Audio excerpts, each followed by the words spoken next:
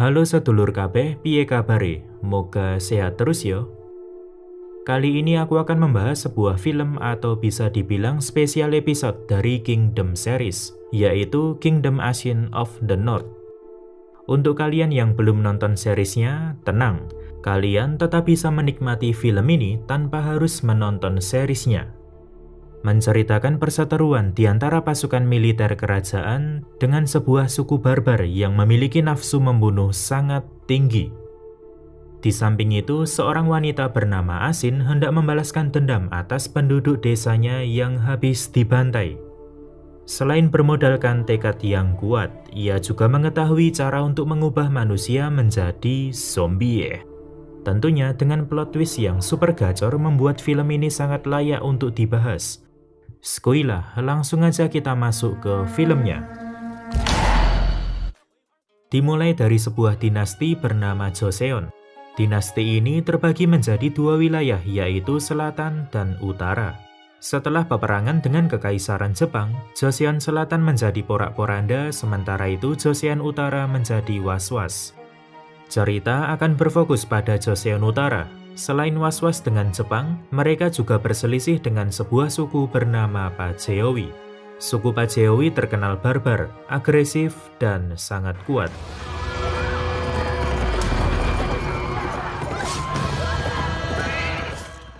Apalagi kepala suku mereka yaitu Aidagan pernah membuat aliansi dengan suku lain bernama Jurchen, di mana gabungan suku ini terdiri dari 10.000 anggota pasukan tak terkalahkan. Menanggapi hal itu, para jenderal militer Joseon tak tinggal diam. Mereka mengumpulkan segelintir rakyat Jurchen untuk memata-matai Pajeowi alias berkhianat. Para mata-mata ini mempunyai sebutan Seong Hwoyan. Sudah 100 tahun lebih mereka tinggal di perbatasan dinasti Joseon, tetapi status mereka tidak jelas atau bisa dibilang kaum terbuang. Tidak dianggap di suku Jurchen maupun rakyat Joseon.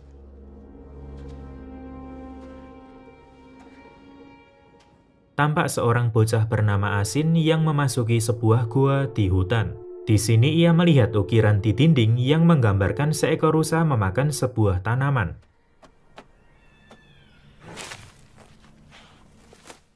Namun tepat setelah memakannya, rusa itu langsung mati. Dan tak berselang lama, bangkit kembali menjadi zombie. Setelah itu, si rusa malah menghampiri harimau yang hendak menerkamnya. Walaupun sudah menjadi rusa zombie ganas, si harimau tetap lebih kuat dan memangsanya. Kini giliran si harimau yang berubah menjadi zombie. Lanjut soal ukiran tadi, ada penjelasan di mana tanaman itu bisa menghidupkan orang mati, tetapi ada harga yang harus dibayar. Tanaman itu tumbuh di sebuah hutan bernama Piesagun, sebut saja tanaman pembangkit. Suatu hari, dua prajurit dari Joseon menemukan banyak mayat di sana dengan kondisi mengenaskan, banyak luka gigitan serta luka lainnya. Tak lama datanglah seorang komandan. Diketahui bahwa orang-orang ini adalah pasukan Pajeowi karena tampak jelas dari tato di tangannya. Di sini si komandan juga menemukan sebuah benda berbentuk biji. Namun masih belum diketahui benda apa itu. Di sebuah tempat daerah Joseon, para warga sedang membicarakan orang-orang Pajeowi yang dibantai di Piesagun. Mereka beranggapan bahwa di hutan itu terdapat monster buas pemangsa manusia. Itulah mengapa tempat itu ditutup dan setiap orang yang berani masuk akan dianggap melanggar hukum. Sehingga selama 100 tahun terakhir tidak ada seorang pun yang berani memasukinya. Salah seorang juga menambahkan kalau di hutan itu terdapat tanaman penyembuh mujarab. Itulah mengapa banyak orang hendak ke sana. Mungkin yang dimaksud di sini adalah tanaman pembangkit, dan mungkin banyak orang juga belum tahu betul soal efek dari tanaman itu. Beralih ke desa mata-mata yang tadi sempat kita bahas. Ini adalah desa di mana Ashin tinggal. Walau warganya hidup seperti gelandangan, tetapi mereka tampak bahagia tinggal di sana. Suatu ketika Ashin ketahuan oleh ayahnya saat baru pulang dari Piesagun. Ia pun diceramahi habis-habisan untuk tidak ke sana lagi. 산삼인지는 모르겠지만 버려진 국시당에 그려진 풀이었는데 죽은 사람을 살린대요. Selain seorang ayah, ia juga mempunyai seorang ibu yang sakit parah. Itulah mengapa ia mencari tanaman penyembuh sampai ke hutan. Tetapi si ayah tetap melarangnya untuk kembali ke Piesagun. 그곳에 몰래 들어갔다가 걸린 자들 혓바닥이 잘리는 형벌을 당했지.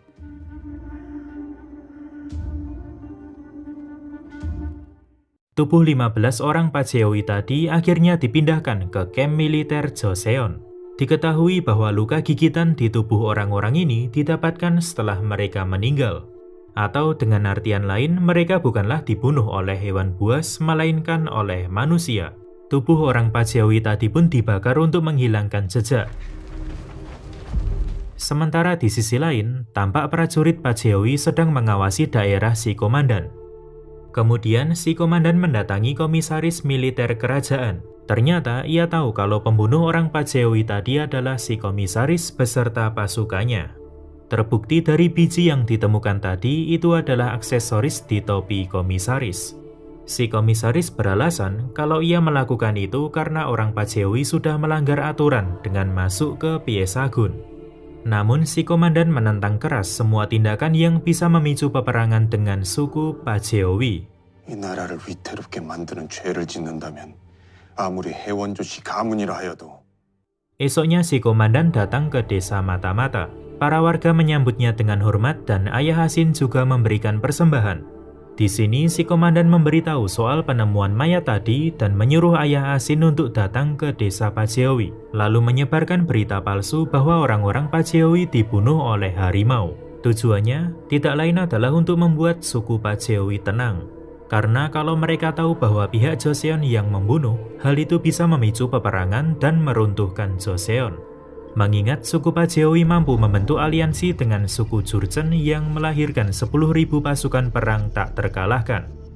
Kembali ke Ayah Hasin yang hendak menyampaikan berita palsu tadi ke suku Pajewi. Hasin yang merasa khawatir berusaha menghentikan ayahnya. Ia juga menghasut si ayah untuk kembali ke suku Jurchen. Namun si ayah menolak, karena dahulu Raja Joseon pernah menyelamatkan si ayah dan warga di desanya saat ini. Sehingga ia ingin mengabdikan hidupnya pada sang raja. Keesokan harinya, kondisi Ibu Hasin semakin memburuk. Lebih parahnya lagi, tidak akan ada tabib yang datang menolong. Di sini Hasin memutuskan untuk mengambil tanaman pembangkit di dalam hutan.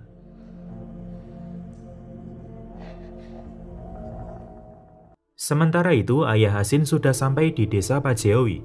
Ia bercerita soal harimau berusia 1000 tahun yang tinggal di Piesagun. Ia pun menambahkan kalau baru-baru ini ada orang Pajewi yang meninggal di mangsa harimau. Ada seorang prajurit Pajewi cuma bisa tertawa mendengar cerita itu. Orang ini juga berkata, kalau kau berbohong maka matilah kau. Suatu malam, komandan militer Joseon membuat sebuah siasat. Ia akan membawa prajuritnya untuk berpura-pura memburu harimau di hutan. Tidak lain adalah untuk meyakinkan suku Pajewi soal harimau pemangsa manusia tersebut. Aksi ini melibatkan beberapa warga Joseon dan tampak juga prajurit Pajewi yang menyelinap di antara mereka. Namun yang tadinya pura-pura malah jadi kenyataan. Komandan menemukan jejak kaki harimau, dan anehnya harimau itu malah mendekati warga Joseon yang memukuli besi. Hal ini cukup janggal. Seharusnya harimau menjauh karena tidak menyukai suara besi. Sementara itu para warga sudah berhadapan dengan harimau, dan ini adalah harimau zombie di awal film tadi. Tingkahnya pun sangat brutal dengan menghabisi beberapa warga Joseon.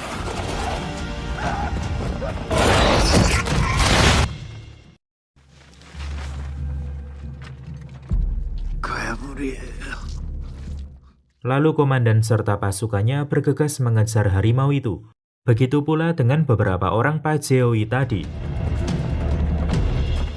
Mereka semua berlari sampai memasuki sebuah hamparan rumput luas. Di sini harimau itu semakin ganas dan membuat beberapa orang Pajewi harus tumbang.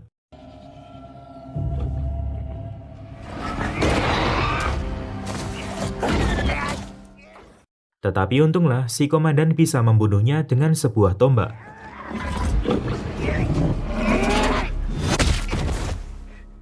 Setelah itu orang Pajewi membelah tubuh harimau dan mendapati darahnya sudah hitam. Hal ini menandakan kalau si harimau sudah mati sejak lama. Orang Pajewi ini pun curiga. Ia bertanya di mana jasad saudara-saudaranya apabila benar dimangsa oleh harimau. Namun komandan menjawab bahwa ia tidak bertanggung jawab dengan orang yang meninggal di daerah terlarang. Tetapi orang Pajewi ini pun tetap curiga sambil mengancam akan balas dendam. Di tempat lain, Asin sudah menemukan tanaman pembangkit dan hendak kembali ke desanya. Sementara itu di desanya, adik Asin mengecek keluar rumah karena mengira kakaknya sudah pulang. Lalu tiba-tiba muncullah hujan panah api dari belakang. Ini adalah pasukan Pajewi yang dipimpin langsung oleh Aidagan. Dengan nafsu membunuh yang sangat tinggi, mereka bisa menghabisi warga desa dalam sekejap.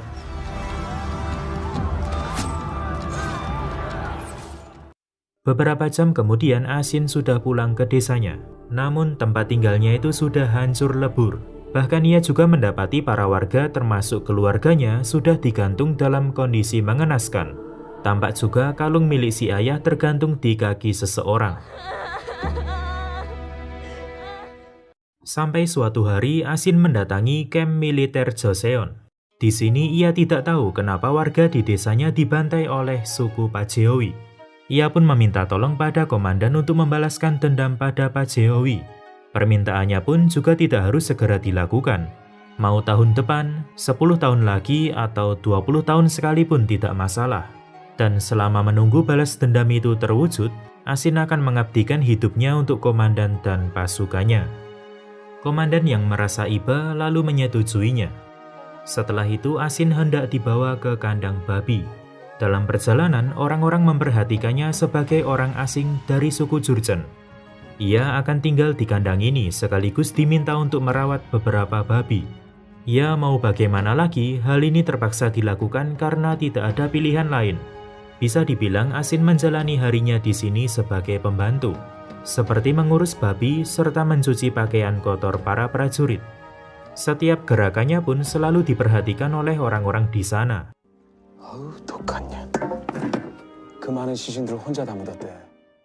Seiring berjalannya waktu, Asin juga latihan menggunakan panah, serta memata-matai kamp pasukan Pajewi. Singkatnya beberapa tahun berlalu dan Asin sudah dewasa. Tetapi ia masih mengerjakan tugasnya layaknya pembantu di sana. Satu hal yang tampak berbeda adalah orang-orang mulai menyukai Asin atau bisa dibilang nafsu. Sempat ada seorang prajurit menyelinap ke dalam kandang dan hendak melecehkannya. Lalu tiba-tiba disergap oleh Asin. Orang ini pun berkata kalau Asin tak akan selamat apabila membunuh prajurit Joseon. Tak goyah dengan tujuan awalnya, Asin terus berlatih panah sampai ia benar-benar menguasainya.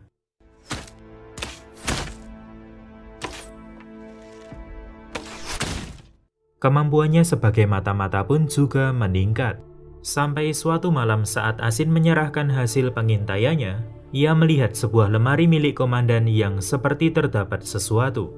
Beberapa hari kemudian, komandan mendapatkan kabar buruk di mana Jepang membatalkan perdamaian dan perang bisa terjadi kapanpun. Oleh karena itu, komandan mengerahkan pasukannya untuk membantu Joseon wilayah selatan, namun ia juga menyisakan beberapa orang untuk menjaga kamp. Di sini Asin diminta untuk terus memata-matai Pajewi lebih dalam lagi.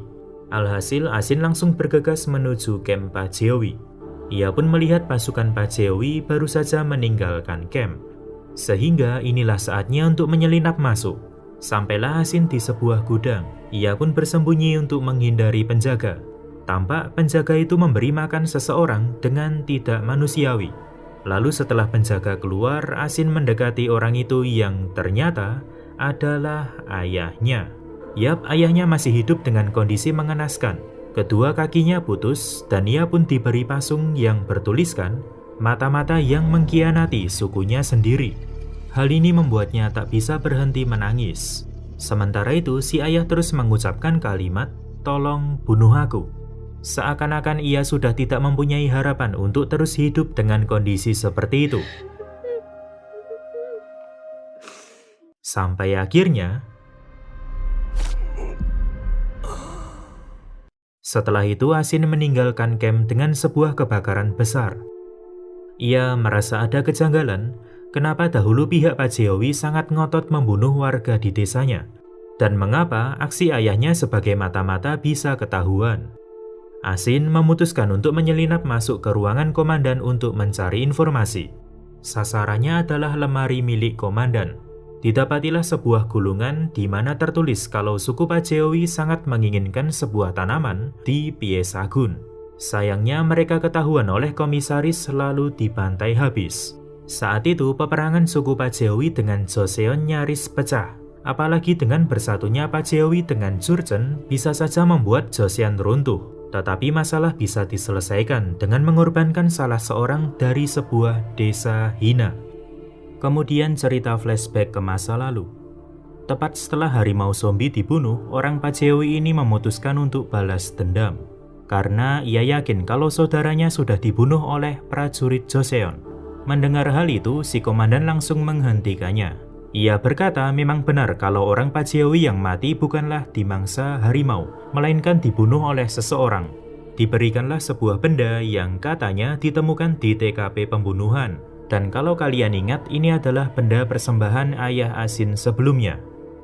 Bisa dibilang kalau si komandan membuat ayah Asin menjadi kambing hitam alias difitnah. Jadi sudah jelas kenapa desa Asin dibantai serta mengapa ayah Asin disiksa sedemikian rupa.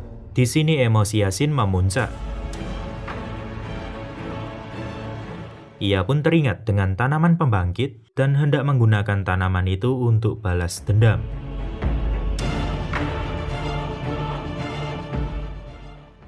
Suatu malam ada seorang prajurit yang hendak melecehkan Asin lagi. Tetapi ia malah menemukan sebuah tanaman lalu tiba-tiba dibunuh dari belakang.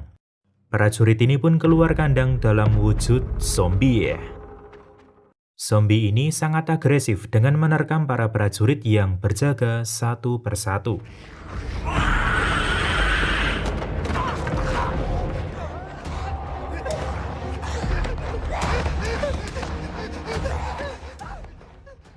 Di tempat lain ada seorang prajurit yang hendak tidur, tetapi ia malah menemukan kejanggalan, di mana teman-temannya sudah meninggal, kemudian seketika berubah menjadi zombie. Dimulai dari serangan seekor zombie dan disusul zombie lainnya. Sementara itu di pusat camp, seorang prajurit menemukan temannya tergeletak dengan tanaman pembangkit di dahinya. Setelah itu sudah bisa ditebak apa yang akan terjadi. Untunglah zombie ini berhasil dibunuh. Keadaan di camp makin tak terkendali karena jumlah orang yang terinfeksi zombie makin banyak.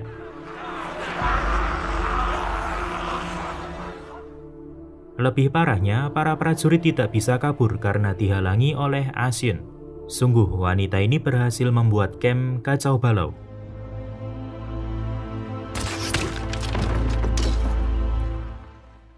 Ia bahkan membantu para zombie untuk menghabisi orang-orang menggunakan panahnya.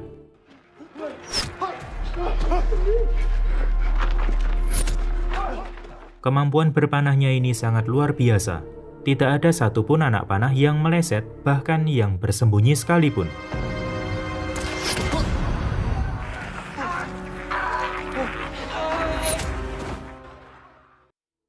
Setelah dirasa semua prajurit telah meninggal, ternyata ada satu prajurit yang masih hidup. Tanpa pikir panjang, Asin memanah tangannya sampai tembus. Disusul dengan kedatangan zombie karena mencium darahnya dan langsung menerkamnya. Lalu Asin menyiramkan minyak ke kerumunan itu dan dibakarlah mereka semua.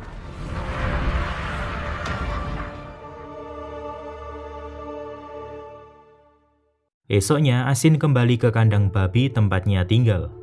Di sana sudah ada seorang prajurit yang disekap. Kemudian Asin pergi ke desanya dulu sambil menggeret sebuah karung. Ia berhalusinasi melihat para warga yang masih hidup sambil tersenyum kepadanya. Hingga sampailah Asin di rumahnya melihat keluarganya menyapa hangat. Namun tampak seekor bangkai rusa di sana dan seketika suasana berubah mencekam. Di rumahnya itu terdapat banyak zombie dirantai.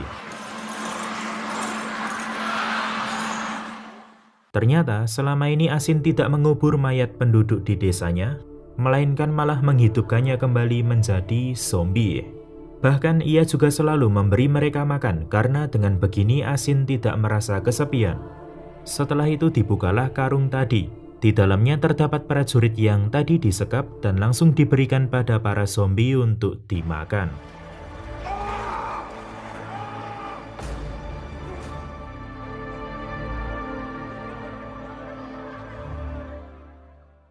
Asin juga berencana mendampingi keluarganya setelah menghabisi semua Joseon, Pajewi, serta sukunya sendiri Jurchen. Di suatu wilayah Joseon lain, Asin mendatangi tabib terkenal bernama Lee. Ia pun mengenalkan tanaman pembangkit sekaligus memberitahu cara menggunakannya. Sebelum jasad mulai membusuk, tanaman itu dihaluskan lalu diberi air liur, kemudian ditusuk ke dahi sedalam 3 mm. Alhasil mayat itu bisa kembali hidup dalam 2 jam kemudian. Sayangnya Asin tidak memberitahu efek samping dari tanaman itu. Ia ingin suatu saat nanti tabib menggunakan cara itu untuk menghidupkan orang mati di Joseon, sehingga terjadilah kehancuran oleh zombie. Beralih ke daerah Camp Pajewi di mana Asin hendak menyerang pasukan Pajewi sendirian. Film ini pun diakhiri dengan tembakan panah dari Asin ke Aidagan serta pasukannya.